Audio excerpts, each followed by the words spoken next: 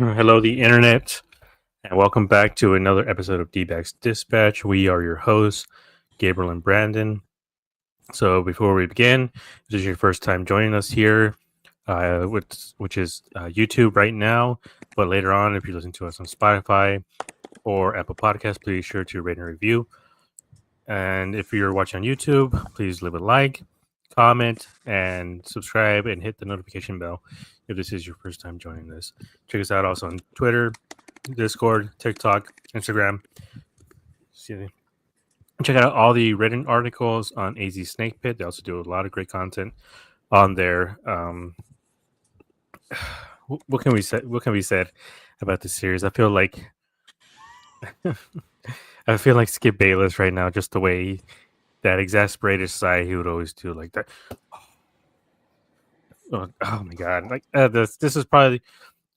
It seems like week after week after week, come on here and say this was the most frustrating series out of them all, and I think finally I've hit that point where I think all of us were just ready to crash out because this team finally falls to a game under 500. They had been cruising at about 500 this entire season, and finally they hit that point. This team against the Cardinals has looked like a bad team. Good teams find ways to win. Bad teams find ways to lose. That's what the Cardinals did in every game of this series. You always hear with good teams, like they win the ugly games. The Dbacks have lost every single ugly game this season. There hasn't been a single time that they've won one where you're like, ooh, that was ugly, but a win is a win is a win. They have all been just very frustrating. Not true. There was the one game at the Mets that we somehow won. I think it was the last game that J Mart pitched. That Ryan Thompson, I'll say game we should have lost. Like that's like the one game that we won that we should have lost. But every other game that we should have lost, we've lost. Like it's infuriating. Yeah. Like I just like it's all like I don't want to sound like a broken record. It's not early anymore, but we can still recover from this. There's still plenty of games left. I'm not saying it's early anymore because I think at this point we know what this team is. They don't have a clutch bone in their body. When there is a clutch situation that comes up, nobody steps up. So I really hope that someone in that clubhouse, whether it's Torrey, whether it's a assistant coach, whether it's a leader on that team, Marte, Perdomo, somebody said something after today. Because they went 6 for 26 with runners in scoring position in this series. They were 1 for 3 on Friday, 3 for 13 on Saturday, and 2 for 10 today. That's a .231 batting average. That is ridiculous. That is a non-professional baseball team. You are not going to win games when you don't get hits in the most clutch situations. Now, we did out-hit the Cardinals in this series, but it didn't matter because they came up. The Cardinals came through with Nolan Arenado hadn't been hitting all year. And, of course, he gets 2 of the clutch hits. He had 1 on Friday and then 1 on Saturday. He came through in the clutch. Yeah, and we're gonna break down. We're not gonna do the normal breakdown like we normally do, just because, like you said, we're gonna sound like a broken record. Same thing, this problem is this and that, blah blah blah. So, I'm just gonna break down real quick how each. Because here's the thing, I know you're saying that the bullpen was trash. I don't think they were all that bad, but overall, I think the starting pitching was very good in this series. It was. Zach Gallen went 5 2/3, 3 hits, 4 earned runs, 4 walks, and 4 strikeouts. Wasn't the best outing, but I think, like we've said before, he put this team in a position to win. I think 4 runs in about 6 innings is enough to give this team a chance to win. It just unfortunately didn't happen. I mean, Even in this game, Murillo came in. Murillo came in, and then McGuff, Thompson, they all did their job. They allowed just one hit in their two and a half inning, 2 2/3, 1/3 inning of work. So again, very good in this game. Offense was just terrible. They could not get runners across, and I think that the stat you let off of runners in scoring position is a little bit misleading in this game, just because they couldn't even get runners in scoring position. They had 8 hits and 2 walks. So all in all, they had 10 runners on the bag, and I think one of the guys might have gotten hit at this point too. Maybe Jerry or someone got hit in this game, or was another one. The He second game, got hit today. I don't think he had a hit by pitch in this one though. game two, they lost 5-6. Merrill Kelly did some Merrill Kelly stuff. I mean, he went 6 innings. He had 4 earned runs and 6 strikeouts. Again, did as much as he could to put this team in position to win. 4 runs isn't terrible. In 6 innings isn't terrible. That's still like just one shy of a quality start. Beeks came in, shut the door, and unfortunately, J Mart, as we'll get to later, it was his first outing. He allowed 2 runs, and those ended up being the decisive runs in this game. And then today, just another collapse. Brandon Fott stuff. He pitched 5 2/3, 3 runs, 5 strikeouts, and then the extra little run was because Ginkle, they left a runner on second with 2 outs, and then he allowed the run to come in. Unfortunately, again, that was the main run that cost him. But 10 hits, man, 10 hits in this game, 12 hits yesterday, and 8. That's 30. The Diamondbacks got 30 hits in this series. They scored 11 runs, 30 hits, and they scored 11 runs. They out hit the Cardinals. The Cardinals had 20 hits. That's all they needed. All these games are won by 1 run. Just absolutely pathetic. I know you kind of just gave your thoughts right now, but overall, especially after today's game, what are your thoughts? Like, where does this team go from here, and how are you feeling mentally? Mentally, I'm fine. It's a sport. It's not going to affect me too much. Mentally, yeah, I was kind of frustrated after today's game. Not gonna lie, because this team, like they had a shot to win each and every game, and that's what's frustrating. Um, Now Friday, I was getting a little frustrated because it was the same shit we saw versus the Dodgers.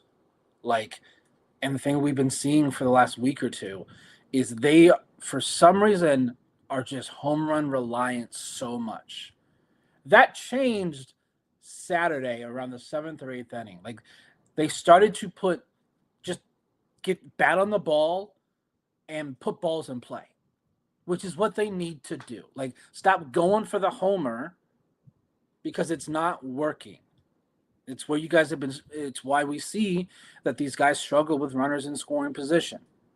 So for me, it's don't try and always hit the homer. Yes, there are guys on this team that are home run hitters, but it just feels like everyone's trying to do it, and that's not who a lot of these guys are. That's not what Pavin is. That's not what Perdomo is.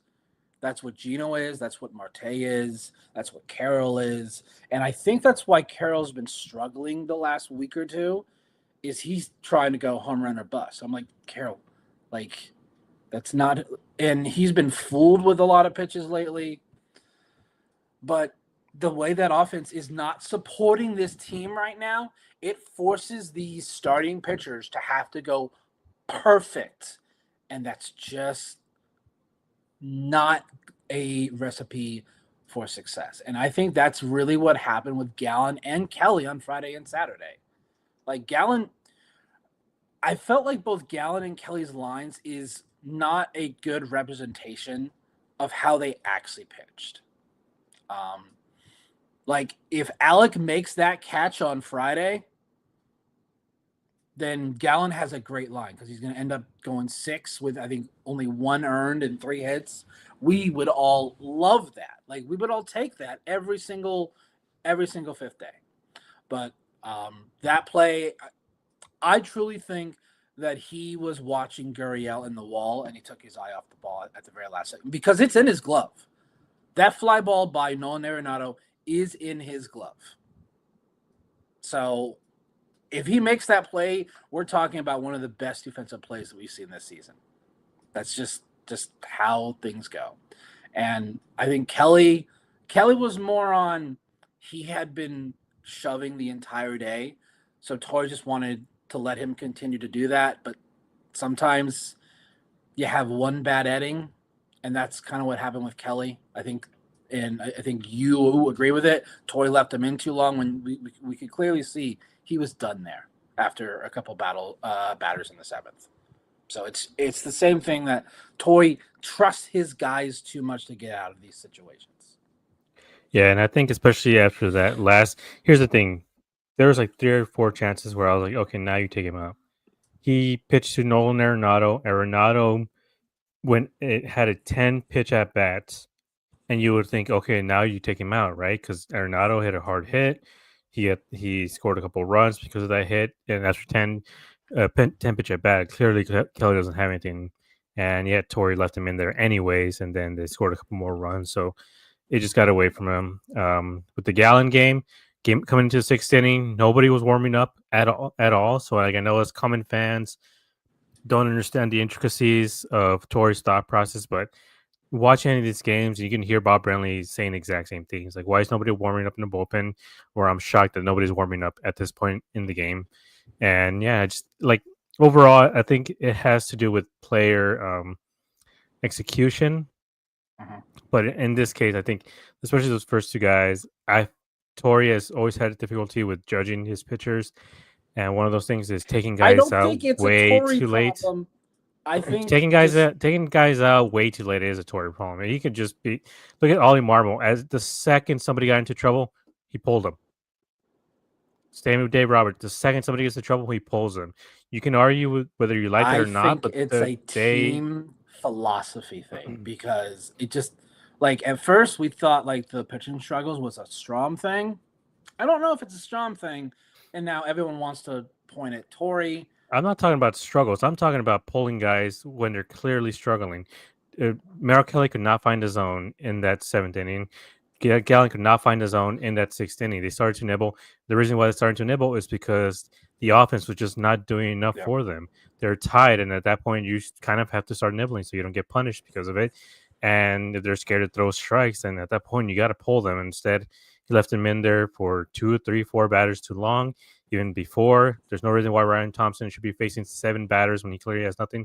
There's no reason why Jalen Beeks has to face 7 batters when he's giving them nothing. He has a track record of doing this over and over again in his last 9 years here, where he'll pull guys when they're absolutely rolling, and then he'll leave guys in for way too long. And sure, you can say damn if you do, damn if you don't, but I think everybody could clearly see that they just could not find a zone and they weren't doing their jobs at that point. So and you got to be willing to at least cut their innings a little bit shorter and not get punished for it. So the thing with the Kelly and Arenado at bat, everything was at the bottom of the zone. So I think because here he had 4 straight foul balls. I think that's probably when Torrey started to get somebody up. But sometimes it takes longer to get guys up because his pitch count wasn't that high going into the 7th. He had 85. Which is, for at this point in the season with Kelly, 85, I would say is not high. Now, should he have probably gotten someone up after he gave up that single? Yes. But most likely, Torrey was like, Nolan Arenado hasn't done much. Kelly's been pitching really well today. He probably thought he could get the job done. And then... That still doesn't excuse not having somebody warm up in the bullpen just in case things go awry. I mean, you're at the 7th inning and you're at the 6th inning. Like, that's late in the game. It's not like it's the 4th. He's not having these guys warm up in the 4th. That's the 6th and 7th inning. They're over 80 pitches. at that point you have to have at least somebody loosening up in the bullpen. Both times everybody was sitting down. And I think that is the main failure of Torrey in this case. But overall, like I know some people are saying in the comments, like this the bullpen. It wasn't the bullpen. The bullpen allowed 3 runs in 9 2/3 innings. That's not terrible, but that's also I think asking too much of the bullpen and of the starting staff. Where I mean, what the only way you can win these games is if you keep them to what two runs each. You're asking the starting pitching to give you, you know, 27 innings and 6 runs total. That's crazy. Like you're literally asking them to be perfect if you're blaming the bullpen in this case. And it all comes down to the offense. The offense just didn't get it done. This offense scored 3 runs twice. 3 runs. And you can't even say, okay, well, the Cardinals, they just have such amazing pitching and they're just shutting them down. They had 30 hits and even more walks added to that. They had so many runners on. You mentioned 6 out of 26 runners in scoring position. 3 came in one game. You're talking about 2 and then 1 in another one. Like that's how bad this team has been. But let me just get to some of the comments before we keep. Scott has a really Scott. I love this fire Torrey so we can do more commercials. Put in. I think this is hilarious. This made me laugh way too much. Because I guess if you don't completely agree that Torrey is not the main guy at fault, you're a Torrey lover, which is not the case. Y'all, trust me, I am frustrated with Torrey just as much as everyone else. But I think so many people and so many sport fans do this. They want the manager. They don't care what happens next. I'm like, you guys know, if they fire Torrey, it's probably Jeff Bannister. And for all of you that say that Torrey's a sabermetric lover, Bannister's worse. So we're going to see some of the same decisions. So they'll only fire Torrey, in my opinion, if they believe the season is over. Because it's typically what you do when you fire a manager is you feel like the season is over. So I don't know. Like I said, if they fall to 6, 7, 8, 9 games under 500, I could see them making the move.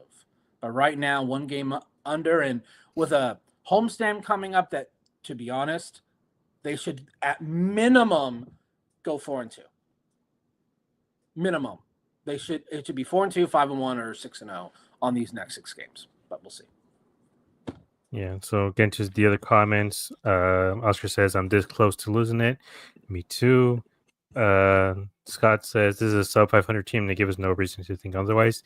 That's kind of how I'm feeling right now, and that's how I felt for parts of the season where we talk about wanting this team to make improvements, and as of right now, there's nothing that indicates like, okay, well, at least this is coming around. There's a couple of tough losses. No, it's all been the same thing over and over again. This whole season, we've been talking about the same thing. It's the same thing last year where we talked about this over-reliance on the home run and so many issues.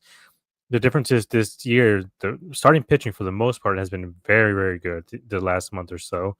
So it's not the starting pitching. The bullpen has had its issues. J-Mart is back. But we mentioned it even at the beginning of the season where we felt they should have made a few more moves to strengthen that bullpen just because there's certain guys that I felt this team is going to rely on too much, and they really shouldn't. But Scott says J-Mart and Puck aren't saving his bullpen. I mean, we just have to wait and see at this point. And, Puck might be back at the start of July. That's a little over a month from now, and I'm scared to how this team is going to look like. If this team is like 10 games below 500 when Puck comes back, nobody is saving this team. But if they're at a little bit over 500, they can still make a run for it. Disruptive says this was painful. I agree. Oscar says, are you guys sponsored by BetterHelp yet? I might need it. No, but you can go get some Blue Chew or Extends or something probably. That might help you out. Yeah, Disruptive says this team needs to start playing to win. I think that's kind of I don't even know how to say it. Like it is kind of like an obvious thing to say, but at the same time, it doesn't seem obvious to the rest of the team because they're all just seemingly going through the motions. There's no life to this team. They're all just swinging for the fences. They're just not doing the little things, and you can see the difference in philosophy between in hitting between the Cardinals and the Diamondbacks, where they get a guy on, all they're doing is moving guys on. Like they're playing a lot like how this team looked in 2023, and Ollie Marmol, I think, is a big reason why that team looks so good right now. When this is year one, year two of the rebuild, and they're already So making it's his second year, but I think it's year it's the one of the first year of the rebuild. rebuild, and Because they're last year, like they weren't, it wasn't a rebuild. Like they didn't do anything this offseason. Like they spent like I think like $3 million on players signing new players this offseason. So I'm sorry, players don't do a rebuild, ladies and gentlemen. That is not a player thing and coach's thing to do. That is a front office thing. yeah. And let's see. Scott also says, if you say 4-2, they end up doing the opposite. So 2-4. If they go 2-4 in this homestand versus the Pirates and the Nationals, like you're saying, I know you're defending Torrey in this case, but I do think at that point you start to have a conversation of getting rid of this entire staff because Joe Yeah. Mather has not been it. I mean, Kaplan has, I think, seemingly turned things around other than with Gallen, but I just think, honestly, Gallen to a certain extent is kind of cooked at this point. Like maybe just on this team, I don't know what the problem is. I mean, he couldn't really flourish under what's his face? I forgot his name already. Their old pitching coach, Strami. Strom. He didn't flourish under Strom either, so I think this is just a Gallen problem. But everyone else, they're all seemingly improving as the season goes on. So if they have a really bad homestand, honestly, I'm not going to say I'm on the fire Tory bandwagon, but also I'm not going to be defending him.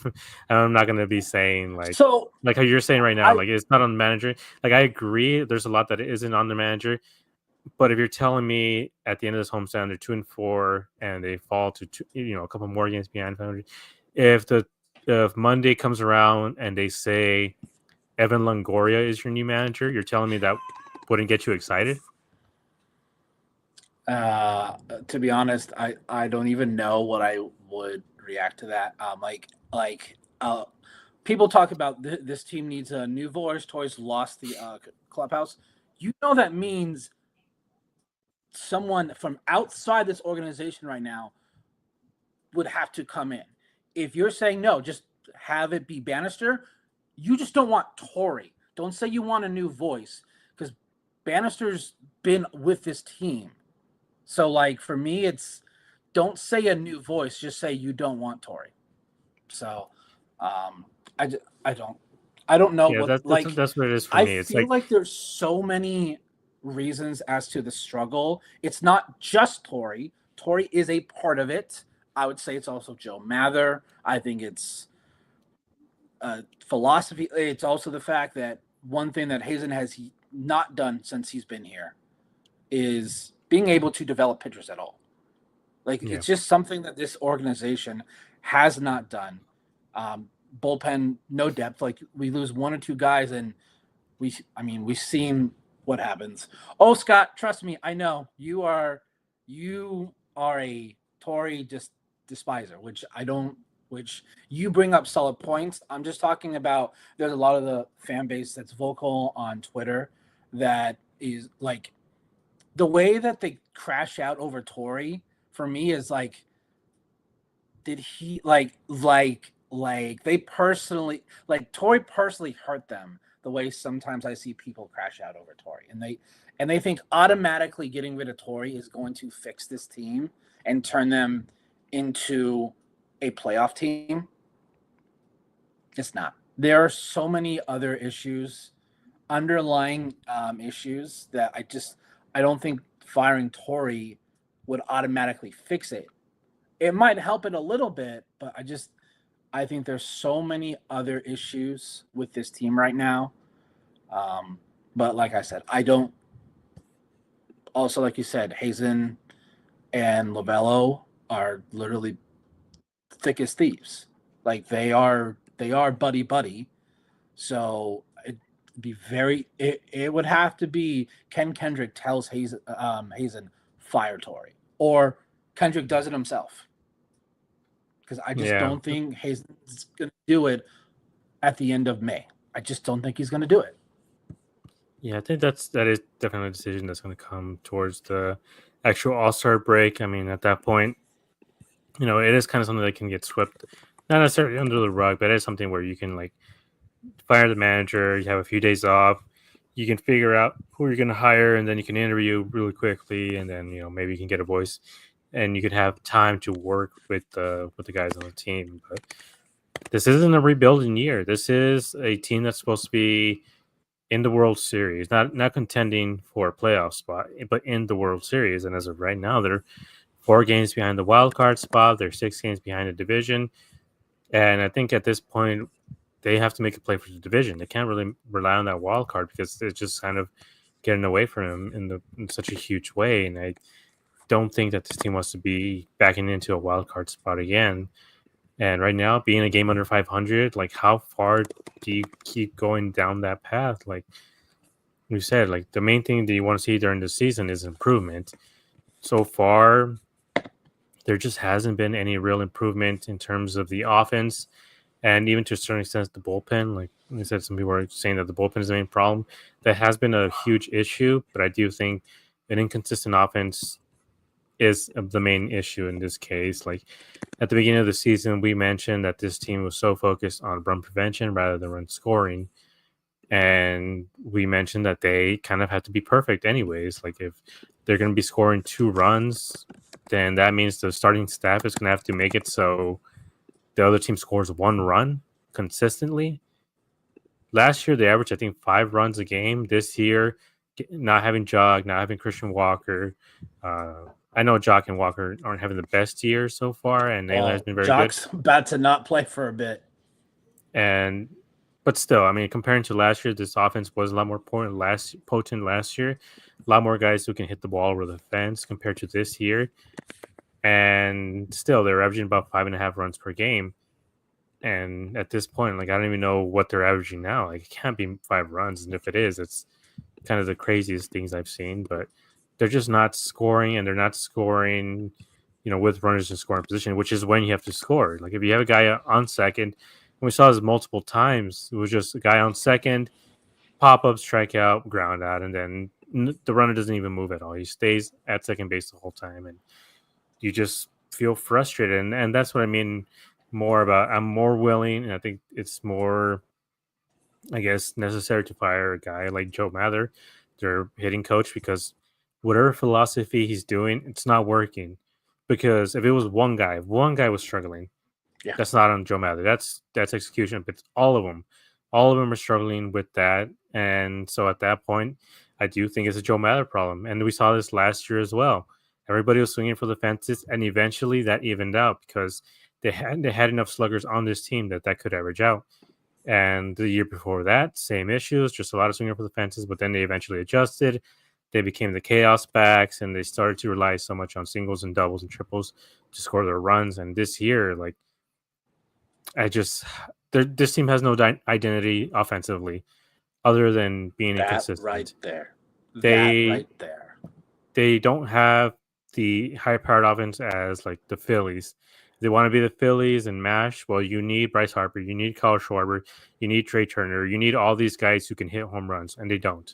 If you want to be the Dodgers, look at the top of that lineup: Shohei Ohtani, Mookie Betts, Freddie Freeman, Will Smith. They have guys that not only can hit home runs, but are going to hit a ton of doubles. This team has that potential. Like Corbin Carroll and Ketel Marte, those guys are going to be starting in the All-Star game. They're going to be in the running for MVP this year.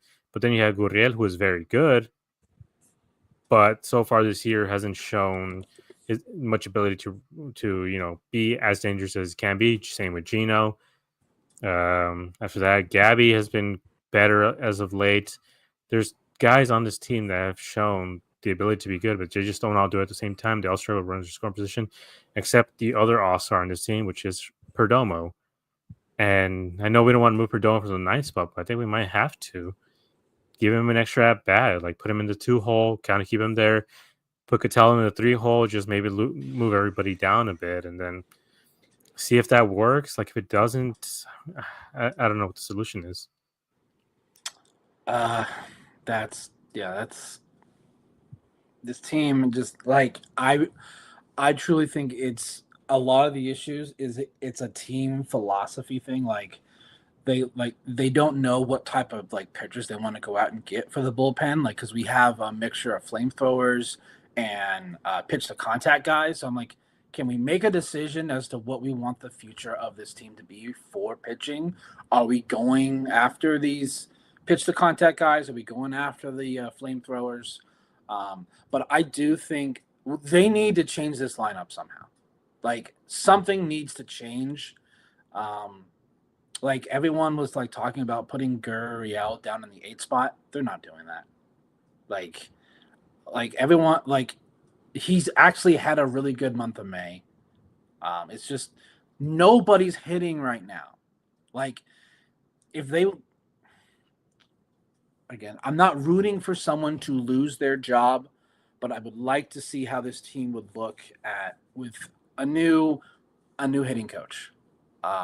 So fire Joe Mather, maybe promote Damian easily because I think it's Joe Mauer and then there's 2 assistant hitting coaches. So give that a try because to be honest, that's probably what's going to happen. Like they're not going to fire Torrey, but Torrey's going to probably fire one of his guys, and I don't see them firing their pitching coach because starting pitching is not the issue anymore. It was the first 2 weeks. But then everyone settled in and starting pitching has been really, really good. So something needs to change, whether that's a new hitting coach or switch up the lineup, kind of like you said, like do like Carroll, Perdomo, Marte, and then Naylor, Gino, and then probably Gabby, and then the platoon of Pavin Smith and Grichuk, and then Thomas Tawa, and then something like they need to change something up, whether it's how the lineup is constructed or who the hitting coach is, because that's really what the issue is. Like this week alone, like we get a couple of clutch hits, we win a series against the Dodgers, and we win a series against the Cardinals. So we're probably like 3 or 4 games over 500 at that point. So yeah, like because it's like you said, it's not like one guy isn't hitting with, it's everybody. Like literally the only person that hits with runners in scoring position is Perdomo.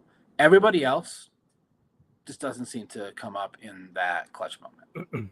Yeah, not even Oscar saying. So the problem is that everyone besides Perdomo, for the most part, has had their chances to come through, and they haven't. Changing the lineup isn't doing much, and that's something I've agreed with. The only time I've thought that they should change it was just when Pavin was in that 3 hole for a month and a half, and at that point we're like, all right, can we move him down a little bit at least?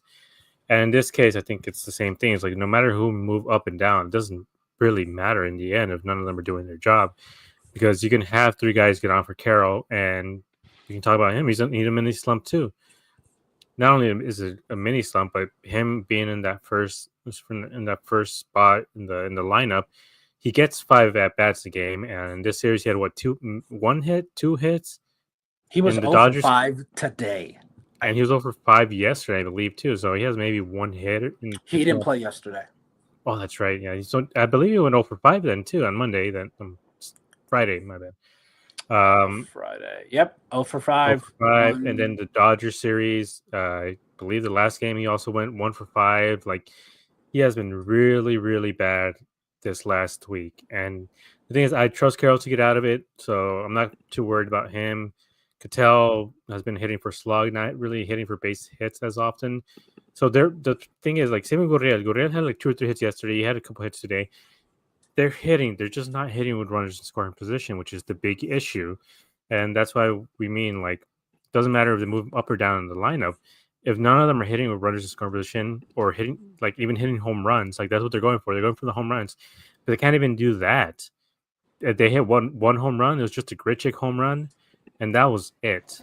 The rest of the time, they're just swinging for the fences and not getting anything done or anything accomplished. And it's just frustrating. Like I said, the solution here is fire the hitting coach. And like I said, I don't want guys to lose their job. Maybe they like him a lot, but you got to get in someone new to change the philosophy, make him become the chaos backs anymore. And we've heard it last year, even like That's not their identity anymore. They changed who they are fundamentally. I think that's really affecting this team. Like, you have too many speedy guys on this team. There's not enough slug in this lineup for them to be relying so much on the home runs. But Scott's saying he easily has to go. I think the entire hitting staff has to go at this point, because they're all under the same philosophy. So no matter who you promote from within, it's going to be the same issue. So I think it's the entire hitting staff has to go first. If the issues still continue, then I think that's when you start seeing more hits roll. Yeah, we'll just have to wait and see what this team. I really hope it's not a mindset. Oh, because if you look, they were starting to put at bats together near the end of Saturday's game. Like what they did there in the 8th inning, that's what I want to see. I want to see single and double teams to death. They came up short.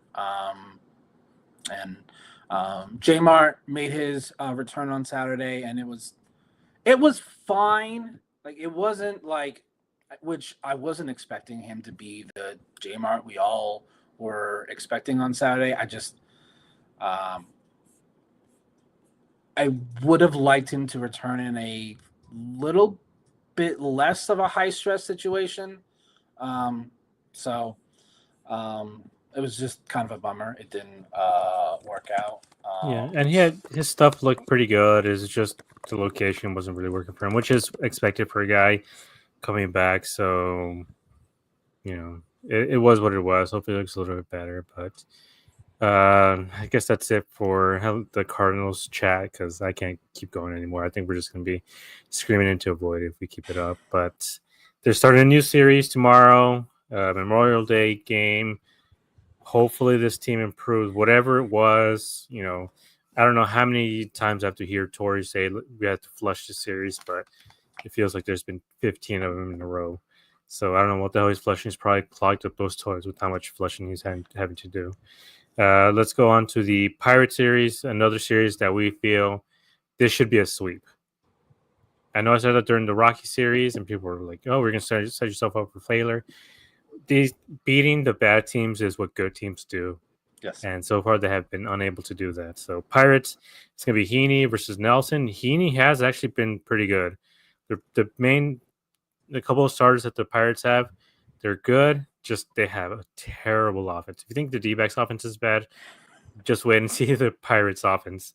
So it's Heaney against Nelson, and then Burrows against Burns, and then Wednesday, Paul Skeens versus Zach Gallen, which is the atomic bomb versus coughing baby meme, because holy crap.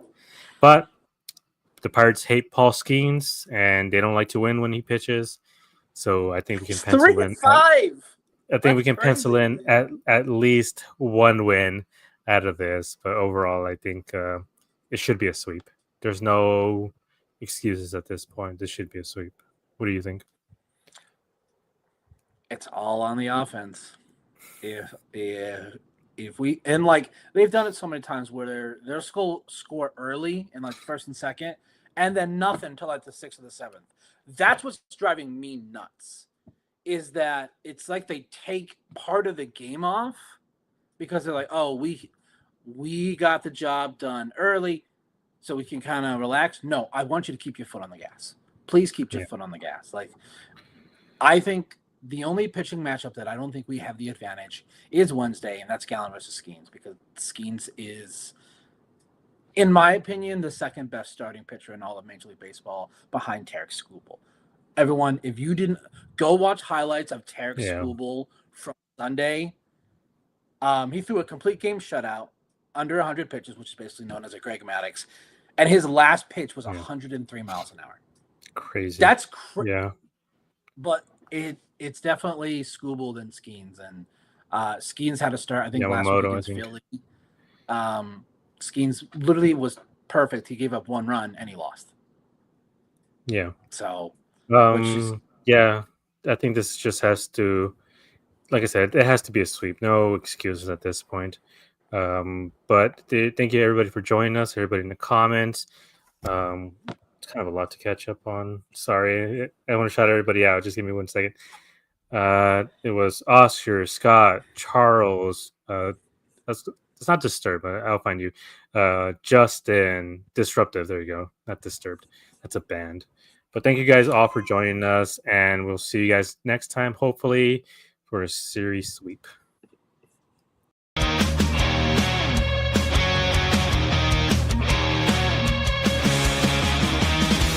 the lights, the game goes down. Desert heat, but we own this town. Brennan gave on the call with Josh in the back, bringing it on.